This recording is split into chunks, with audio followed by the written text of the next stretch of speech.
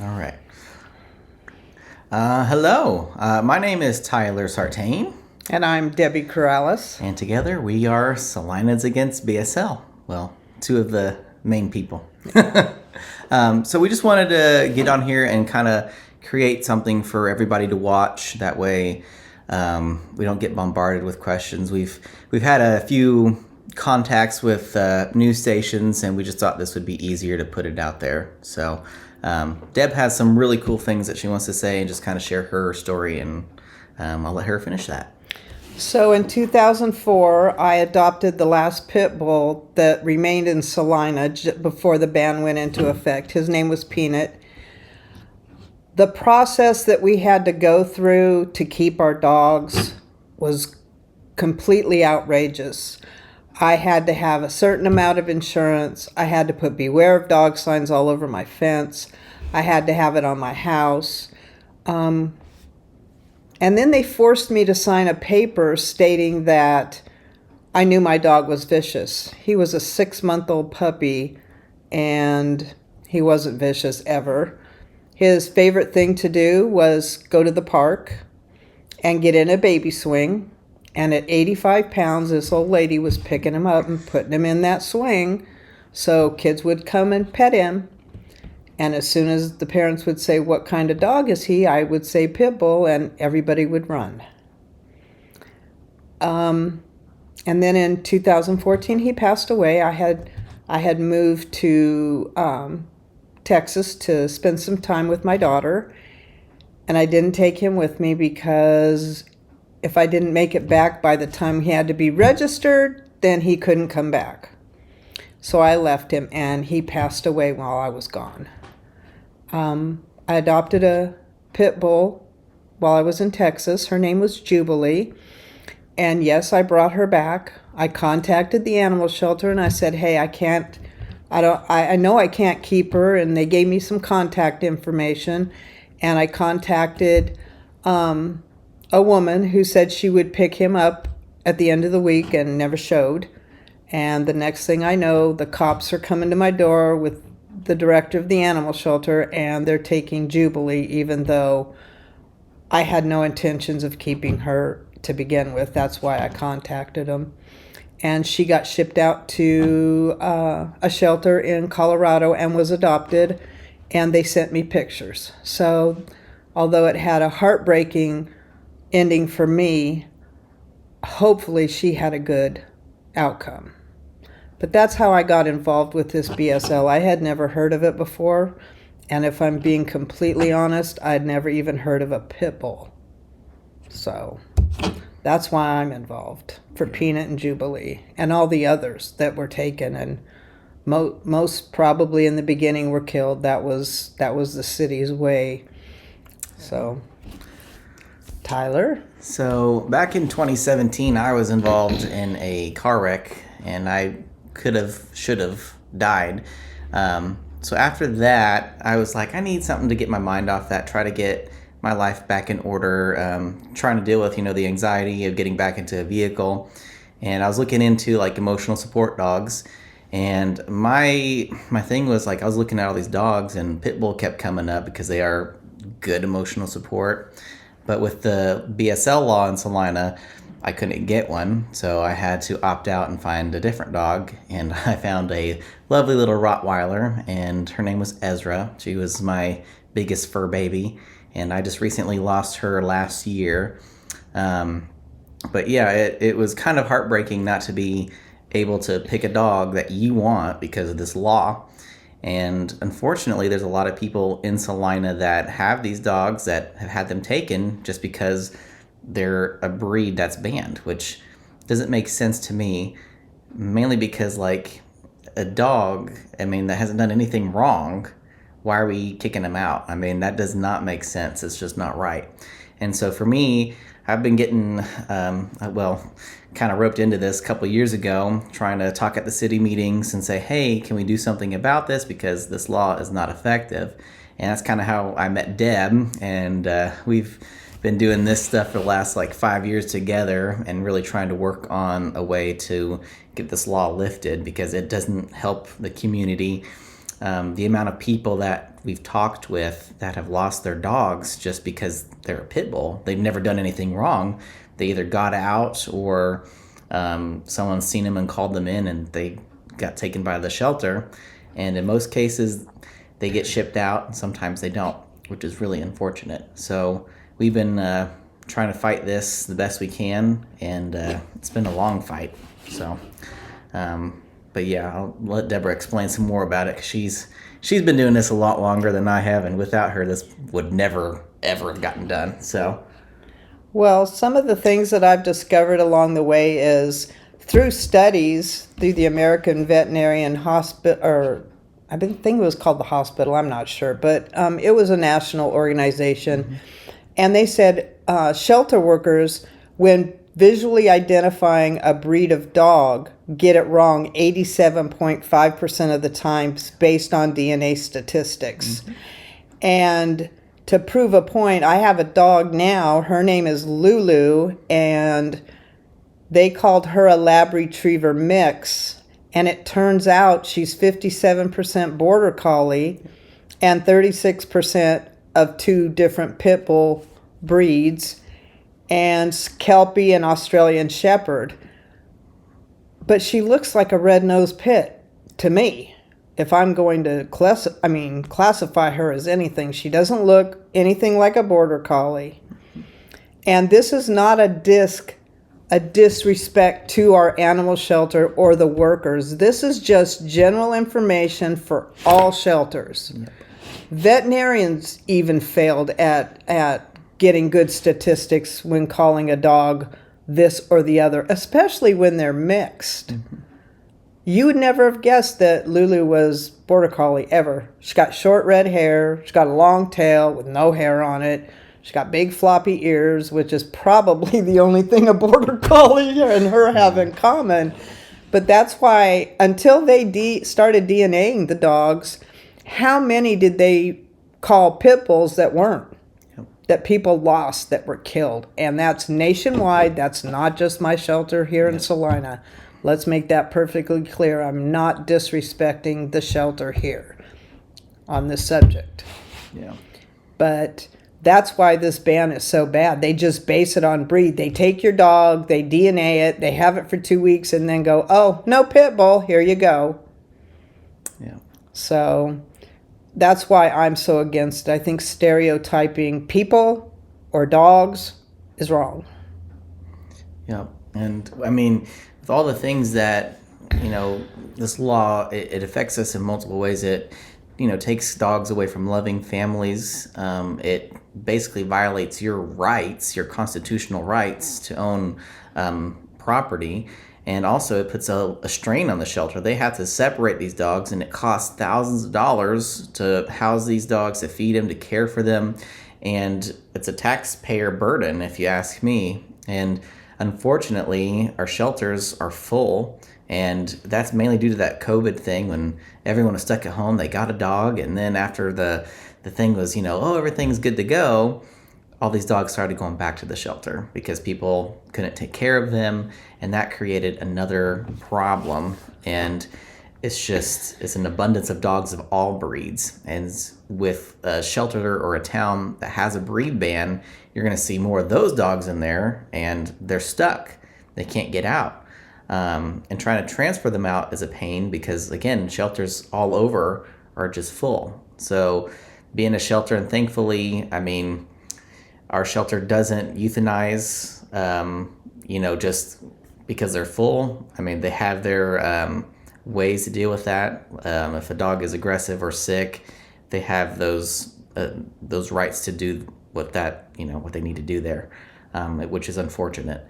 But still, this law affects everybody. And again, there was a point when our shelter was so full, they couldn't go out and pick up strays. They couldn't go take other people's dogs in.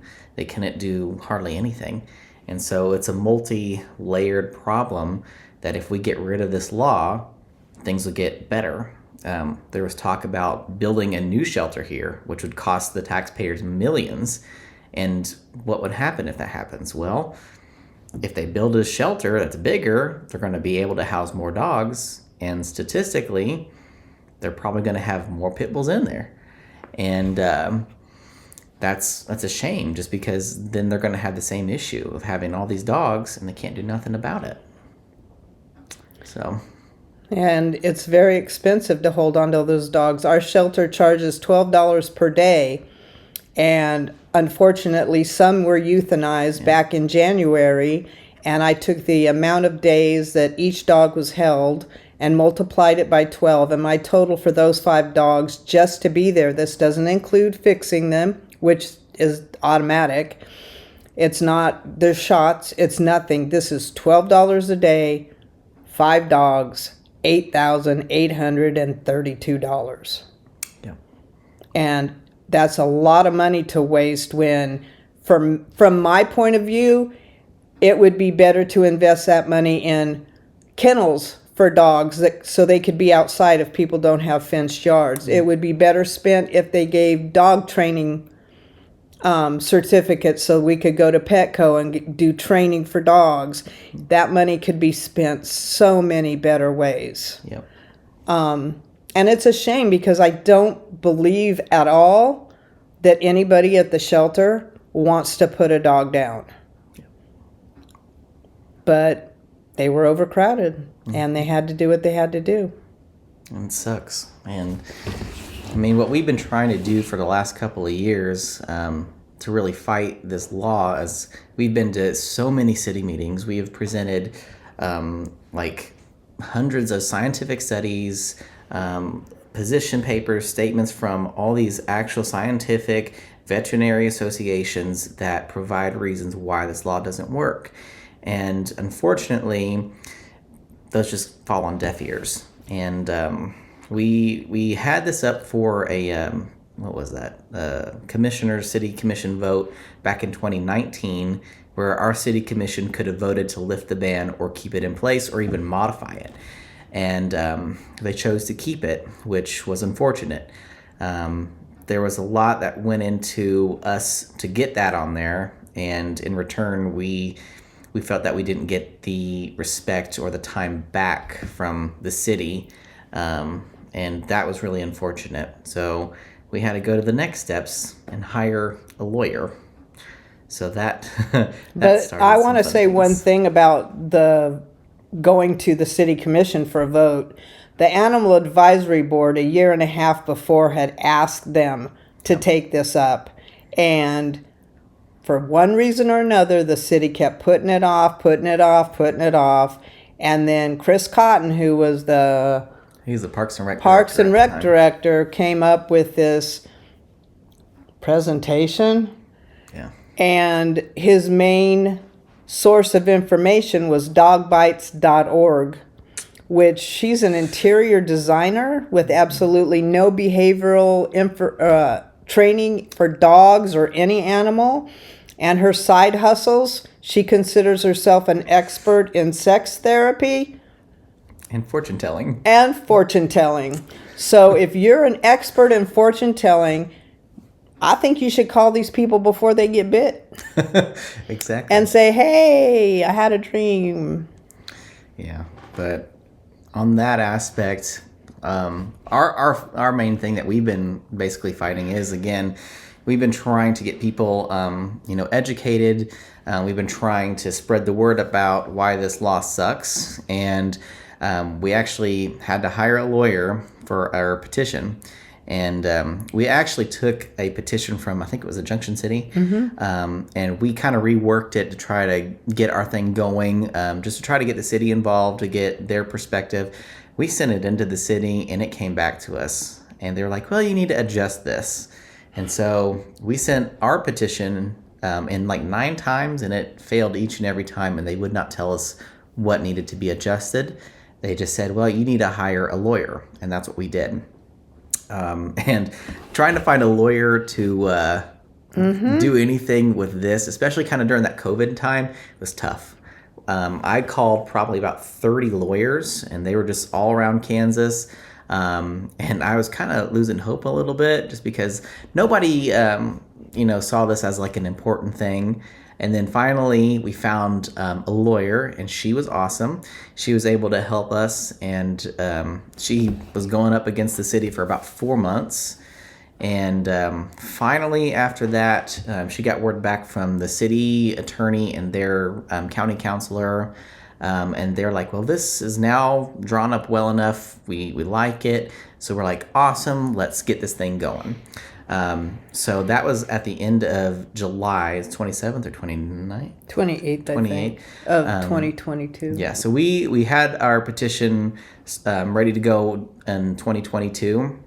And to do a petition, you have to get 25% of, signature-wise, 25% of the last general election. And at that time, it was like 2,500 signatures that we needed to get. And so our personal goal was 3,000 to cover anything. And by the time we got our petition back, it was already like half the year was over. And so we only have 180 days from the very first signature to get everything. And so we went hard at that one. And we got a little over 1,600 in 3 months. Yeah. And by the time September kind of crawled around, it got so cold and nobody would stop. We were sitting out, for hours in the cold, just like, okay, come on. And we tried going door to door, but everyone has, doorbell cameras. So they were like, let's not answer the door. These people look weird. Just being honest. He looked weird. I did. I was kind of a little sketchy. Anyway, but we decided to hold off and just kind of wait and see. We'll try it again in a few years. So this year in 2024, we decided we're going to start April 1st. And that'll be our day. And 180 days later will be, at the end of September. And luckily, this time around, we actually needed the legal number for a petition was 1,389 signatures. And we got 1,875-ish, which is awesome because you always need extra. And that was really amazing. And we put a lot less time into it this time. We did not have the amount of time we had to sit out and get the signatures. We got rained out a lot, thank God, because we needed the rain. But we didn't put half as much time into it this time as we did the last time. And it wasn't half as hot. No. Oh man, those hot days were miserable. But yeah, we definitely got recognized. We had some really bright, colorful signs thanks to Deborah and her hard work on that. Those were amazing. I cut them all up today. Yep. Got those all taken care of. And the whole petition thing, it wasn't a cakewalk. It wasn't easy. It was fun. It was fun. We did have a lot of fun there. Met a lot of nice people. Met a lot of interesting people. Mm-hmm. We got to talk with the cops quite a few times. Mm-hmm. We saw a lot of birds, and they were kind of attached. They had no feathers. No, they were attached to a hand, I think. But yeah, we've had a lot of good conversations with people that were, pro-pit, anti-pit, didn't really care. Had their dog taken, got DNA, wasn't a pit bull. We had people come up to us and ask us if we're selling hot dogs. So yeah. Only one Just guy. one guy. But there was a lot. Well, that one lady asked if we were selling pit bull puppies. Yeah, we did get that. We're like, no, we're not. Sorry, we're not doing that. But yeah, during this whole process, we were able to talk with at least easily a couple thousand people. And register people to vote. We did. We got to register people, which is awesome. And we've had a lot of people like, oh, I don't ever vote. I don't want to do that. I'm like, well, it's for the dogs. If you ever vote, vote you don't this want to. time. Yeah, vote for the dogs at least. But that was a really unique process, and we're glad we did it. Us two people right here are saving the city potential millions if this passes. So just to kind of share some more with the petition thing, like we turned it in Monday, and the way that goes is the city clerk takes it, they give it to the county clerk, they get their election board or team or whatever together to verify all the signatures. Once they get everything verified and made sure everything is like legit, they present options to the city commission. I think the options were A, they can pass it, or B, they could modify they can it. modify it or put it up for a special election. If it goes up for a special election, that's going to cost $90,000 of our taxpayer dollars, which is Estimate. It's an estimate. So think an estimate's going to probably be higher. Just think inflation. So if it goes up to that, there's a couple options. They said they could do a mail-in vote, which is where they can send everybody a ballot and just mail it in. Or if they do a polling place vote, they will have to have so many days to send out mail-in ballots out to our overseas people or military that are from Salina, and then set up polling places. So we're kind of guessing like maybe spring, if it does go up for an election, which we're pretty sure it will. But we're thinking springtime. I'm not against it going up. No, I think people need to have a vote at least. Yeah. Majority rules. Because, this ban has been in effect since 2004. July was the anniversary for 20 years. Yeah. And so at the time, if you think about it, 5 people made a decision to take away all your rights over a dog. And then they made us all feel like criminals. You're treated like criminals. And 5 people, again, that are in power don't want to touch it. They flat out said, oh, we don't want to feel responsible if we lift the ban and someone gets hurt, which... Again, they can't be because it's not their dog.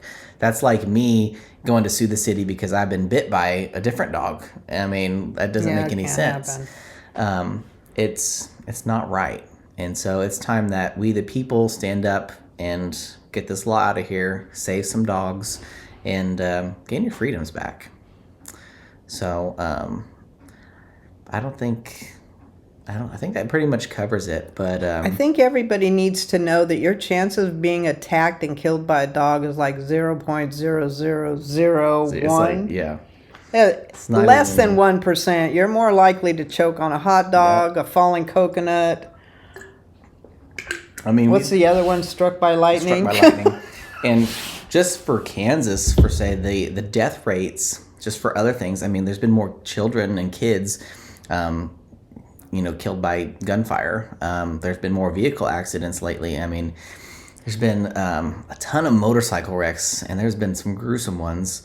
And while we were sitting out, we've noticed wrecks because people are texting and driving. So again, all these laws that are in place to protect us aren't working because, again, it's up to the people to follow them. And it's just ridiculous because if people don't follow the rules, what's the point of rules, But again, your chances of being hurt by a dog are so stinking low. Right now, the top deaths are related to heart issues and fentanyl, which is insane. Those are one of the leading deaths. And in Kansas, one of the leading deaths with young people is suicide. And that to me is very scary and very disheartening. It should be noted, Kansas has had 56 repeals. 56 repeals of BSL, and a couple of them were by vote, right? And then Pretty Prairie, they by popular vote they repealed. Some of them were done by their own city commissions and boards, and most of them by the city. The commissioners doing it were unanimous. Yeah, everybody said, "Yeah, let's repeal it" on the commissioners, and we can't get one. Yeah, and I think there's the judge that ordered their city to repeal theirs because it was unconstitutional. Leawood, Kansas said that the ban was unconstitutional and they had to repeal it. So there's a lot that goes into this law, and what we find, it's usually facts versus feelings, and everyone wants to try to pull the feelings card and be like, well, what about the children? What about this? What about that? And I'm like, statistically, it's so low to get hurt by a dog of any breed. It's so low. And my feelings is, if you look back at history and the people who use children for any gain, it doesn't matter anything. If they use children for the gains of promoting whatever their agenda is, it always leads to getting something banned, and then it leads to something worse. Look at Germany. I'll just point that out. Anyway, yeah. So again, this law, it affects everybody. Even if you don't have a dog, you're going to be the one paying for it. Your dog could be next. Your dog could be next. Because when you can't have a pit bull and then everybody goes and gets a Rottweiler and the bites for Rottweilers goes up, Yep. there you go. There goes Rottweilers. And then You get a German Shepherd, and there goes the German Yep. Shepherd. I found a site where 75 breeds have been listed as dangerous, and you can't have them banned or at least restricted. Yep. And if I was you, I'd go see if your dog's on that list. Yep. It's 75. That's a lot of dogs. It's crazy. So just for everybody that's out there that's kind of wondering, like, about us, about this whole process, we're just trying to spill it all out there because, again, we get asked so many different, things, and we've been approached by different news medias, and we just want to put this out there because, again, they try to, like, separate us and like, hey, can you answer a question? Like, no, we're working, and we don't want to do this, alone. I mean, look, We're a team. We're a team. We've been for 2 years. We sat. Yeah, we did a lot of sitting, a lot of that. Talking, a lot of sunburns. Started playing Scrabble. Yeah. I mean, A lot of sunburns. Yeah. If you take a look at my knee, you'll see one part's like really dark and one part's like wider than paper. So, just for everybody out there, this is us. This is who we are. We're trying to, fight for your freedoms, fight for these dogs. And if that's something that you're interested in, find us on our page. I'll show you our shirts. Thanks to Debbie and thanks to Autumn for making the graphic. But you can find us on Facebook or the website of the same name, or even the email. It's Salinans Against BSL @gmail.com. We're just They trying, go directly to him. They I do. don't get to see him. But I will share if you have something really funny.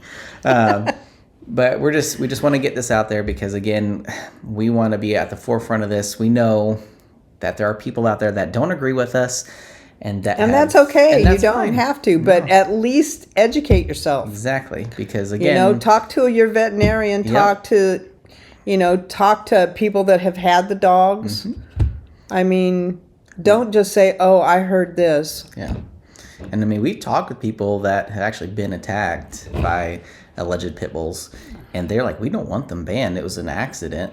And again, all behavior makes sense in context. And if you actually watch your dog, learn their behaviors, learn their tics, because, again, just because you've owned a dog forever, I mean, you don't really know them until you're with them and you're learning about them. Because, I mean, I've had people like, oh, I've raised these dogs all my whole life, and I've been around dogs for 20 plus years, and then I had the one bad dog. I'm like, well, dogs, they're smart.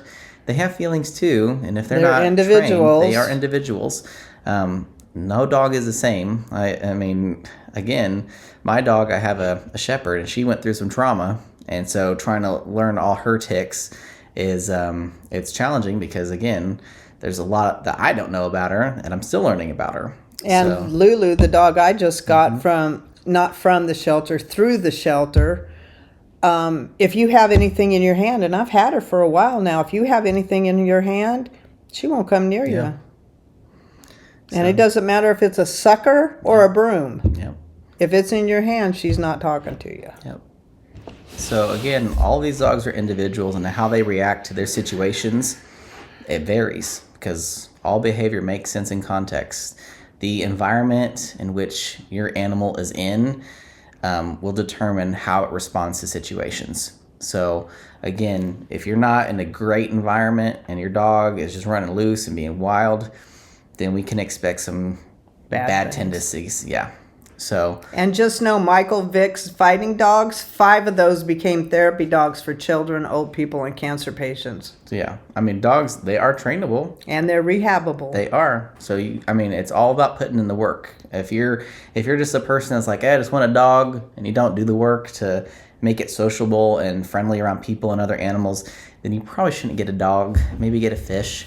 Because, their dogs are responsible. Poor fish. Even as small dogs, they can pose risks as well. So, again, being a responsible owner is where it's at. And that's one of the biggest things everyone, is like, it's all about the owners. And yes, it's a good segue into that. And that's Lulu. There's Lulu. She's so cute. So yeah, we're hoping that come around next year we'll have this up for a vote. We can get the people to have their say and hopefully get this thing lifted and people can get their freedoms back and we can get these dogs adopted out. I know there's a lot of them in there that are just stuck, and it's really unfortunate. And the families that have been torn apart just by having their dogs taken, it's wild. The kids especially, we've had a couple kids come to us and they're still crying, and it's been a year and a half. Yeah.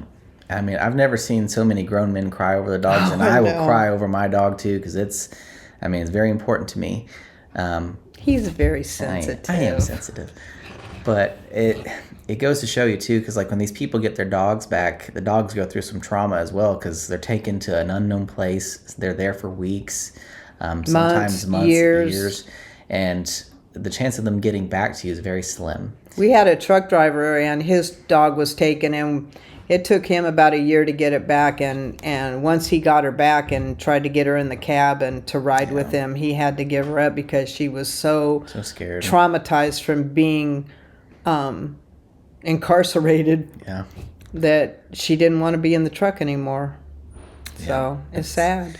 It's unfortunate, but now we're really counting on the people here. So if you live in the city limits of Salina and you're registered to vote, and if you're not registered, get registered. Get registered, because this is a big issue, and we can't do it without you. We did the grunt work. We're getting it on the ballot. We spent thousands of dollars, and we still don't know if it's going to be on a ballot, because we don't know what the final count's going to be. We had people from Beloit sign it. Yeah, there's people that have signed it that we know will get crossed out, and that's unfortunate. And if they didn't cross themselves out, once we said, you're from Beloit. Yeah. People, yeah.